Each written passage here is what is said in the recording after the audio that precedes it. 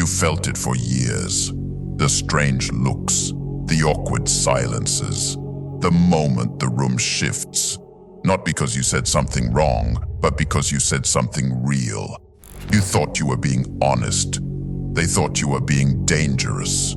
Society doesn't really fear intelligence. It fears what intelligence reveals. And you were never just smart. You made people see. And once people see the truth, they can't pretend anymore. That scares them.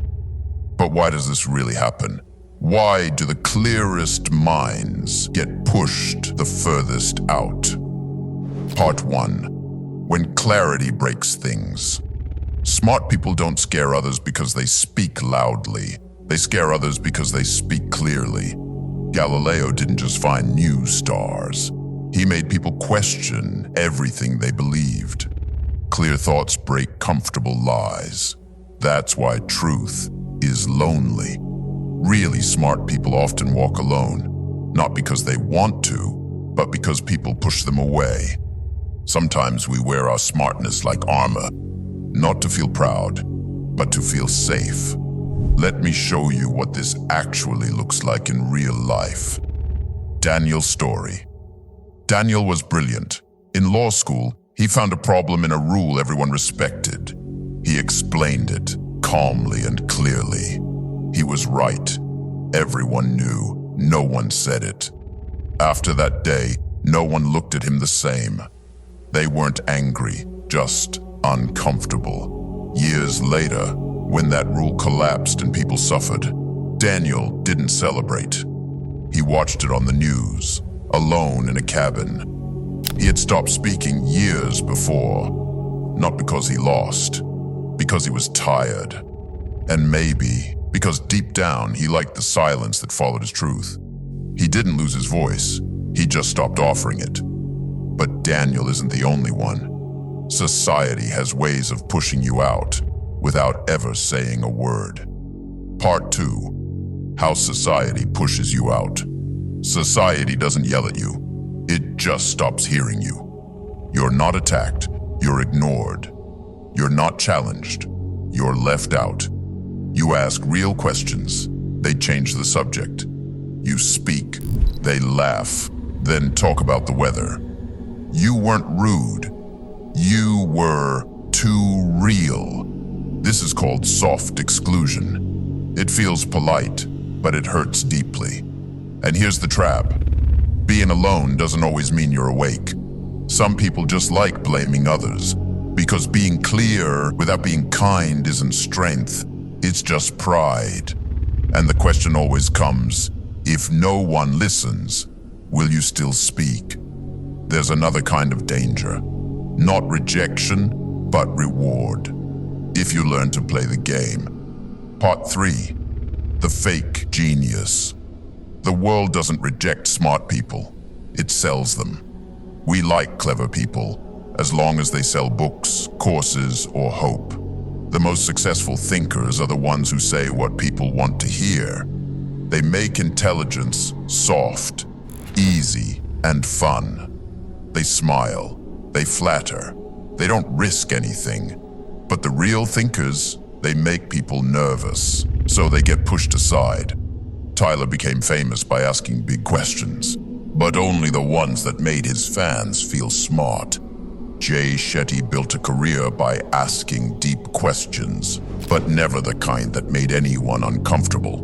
On one podcast, someone asked him, "What's the hardest truth you know?" He smiled and said, "That love starts with self."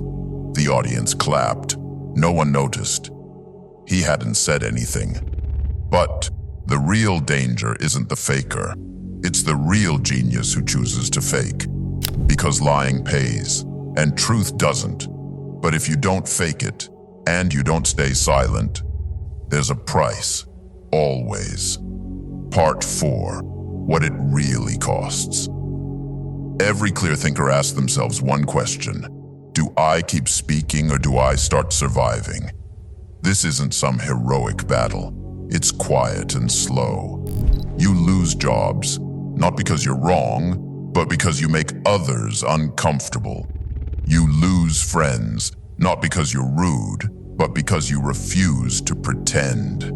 You give up comfort, you get silence, and sometimes being clear starts to feel like a prison. You look around and think, is it me? Or did I just become a mirror that no one wants to look at? And sometimes, the ones who wanted to speak the truth most end up doing the opposite. Leah's story. Leah found fraud at her job in her first year. She told her boss. They promoted her, covered it up, and smiled. She took the deal. She told herself, next time, I'll do the right thing. Next time never came. One day, a young worker brought up the same problem she had seen years ago. Leah shut her down. That night, she didn't cry, didn't sleep. She just realized she was the silence now. She had learned how to say the right things and nothing else.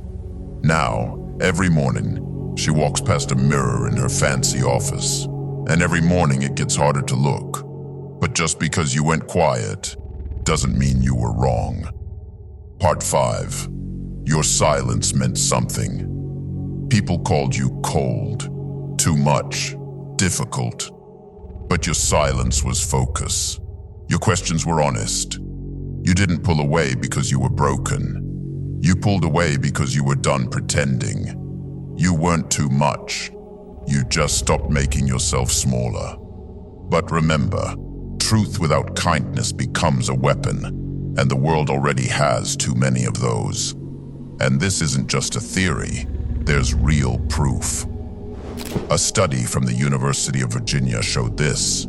The most logical people felt the least social belonging. Not because they were cold, but because they refused to play along with nonsense. They didn't want to win the talk. They wanted it to mean something. So what do you do with all this? What happens next? You don't need to yell or speak softer. You don't need to fake, fold, or shrink. Because the right people won't fear your clarity. They'll want it. And when they finally show up, you'll feel it. The room will go quiet. Not because they're scared, but because this time, they're ready to hear you. If you want to take back control of your mind, make sure to subscribe to the channel. Don't forget to leave a like as well. And more important, join my new free newsletter, The Inner Circle, for exclusive insights and unfiltered truths to take back control over your life beyond YouTube. Thanks for watching.